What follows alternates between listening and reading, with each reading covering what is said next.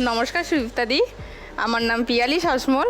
আমি হুগলি জেলার খানাকুল থেকে আসছি। আচ্ছা, কি করো পিয়ালি? আমি সেলাই মেশিনের কাজ করি। বাহ, খুব ভালো। মনীষা। নমস্কার সুদীপ্তাদি, নমস্কার। আমার নাম মনীষা পুরকাইত। আমি বারুইপুর দক্ষিণ চব্বিশ পরগনা থেকে আসছি। আমি একজন পোলিও কর্মী। আচ্ছা, সমাজকর্মী তার মানে। হ্যাঁ। নাইস। চৈতালি। নমস্কার সুদীপ্তাদি, আমি চৈতালি দেবনাথ। আমি কাস্তাপাড়া, উত্তর চব্বিশ পরগনা থেকে এসেছি। ওকে, তুমি কি করো? আমাদের পানের দোকান আছে। পান। পান। খাই কে পান बनारस वाला বানাও बनारस वाला পান। আচ্ছা, সুস্মিতা। নমস্কার দিদি, আমি সুস্মিতা মণ্ডল। আমি দক্ষিণ চব্বিশ পরগনা জেলার ফলতা থানার অন্তর্গত খোর্দবকুলতলা গ্রাম থেকে এসেছি। আচ্ছা, আমি এই বাড়িতে বসে জরির কাজ করি।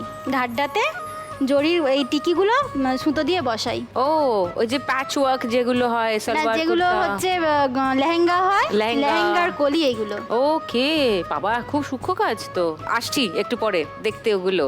সবাই কি আমার দর্শক হ্যাঁ এই শোটার? হ্যাঁ, আমি খুব বড় ফ্যান, আমি রোজ দেখি। ওরে একদিনও বাবা রে, miss করি না। ও wow, my এই কাজ God! করি আর তো আমি সারাক্ষণ সান বাংলা।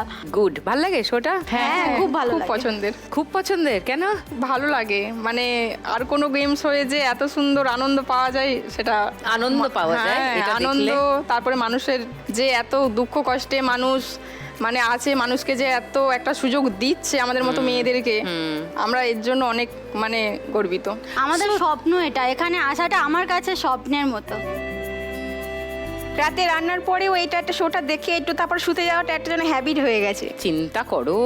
সো এই যে সবাই উইমেন এম্পাওয়ারমেন্ট বলে না, this show is basically doing that, empowering all the women. একেবারে। So this is a real women empowerment that's been happening গত 1.5 বছর ধরে, তাই না? হ্যাঁ, ফ্যান্টাস্টিক কিন্তু। ওকে, সো সবাই দেখো, রোজ সবাই দেখো, খেলাগুলো সব জানো? হ্যাঁ। নাইস। ওকে, সো খেলা শুরু করে দিই। হ্যাঁ, খেলা শুরু করতে করতে খেলতে খেলতে আরো গল্প করব। ফার্স্ট রাউন্ডে আজকের খেলা টাকা ওড়ে দেখো ধরে। খেলার শুরুর আগে পিয়ালির কাছে আরেকবার যাই। তোমার এই কাজ মানে কবে থেকে শুরু করেছো? প্রথম যখন আমি মানে বিয়ে হয় না, তখন আমার একটা মাইমা মামা বাড়িতে উনি সেলাই মেশিন করতেন। উনি আমাকে ডাকতেন যে আমার কিছু ব্লাউজ আছে, হুপের ঘর করে দেবে। বাহ, তুমি assist করতে, হ্যাঁ হ্যাঁ, সাহায্য এবার করতে। ডাকতে বেকার বসে থাকতাম। ডাকতো যে খেলাধুলা করবি কেন, আমার কাছে এসে কাজ শিখবে। সেই টাইমে মেশিনটা তখন ঠিক ঠিক দিত না, ওই শুধু বলতো হুপের ঘর কর আর হুপগুলো এঁটে দাও। তারপর করতে করতে আমি বলি আমাকে শুধু হুপের ঘরই করাবে তুমি, আর আমার একটু মেশিনে বসাবে না, আমার খুব মেশিন চালানোর শখ। মানে তখন প্রথম হাতে খড়িটা তার কাছেই হওয়া। বাহ। তারপরে পুরোপুরি ধরুন বন্ধ হয়েই গিয়েছিল। কেন? বিয়ে হয়ে গেল, তারপর ছেলে হলো। ছেলের হওয়ার পরেও মানে এমনই দিনগুলো কেটেছে, আমি ভাবতে পারি না যে আমি এই কাজটাকে আবার ফিরিয়ে নিয়ে আসতে পারবো। কেন? কেন? ছেলে শারীরিক অসুস্থতা, সাথে স্পেশাল চাইল্ড। তারপর ভাবতে পারি না যে আমি আমার স্বপ্ন কিছু পূরণ করব, যে কাজটাকে আমি আবার ভালোবেসে আবার নিজের করে নেব।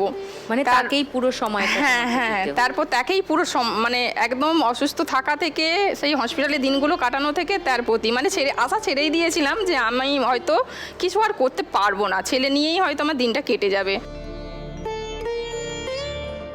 ঈশ্বরকে আমি খুব বিশ্বাস করি যে ঈশ্বর আছেন, এক ছেলে তো সুস্থ হয়েছেন, আর উপরন্তি আমি যে আবার ছেলের জন্যই কাজ শিখেছি,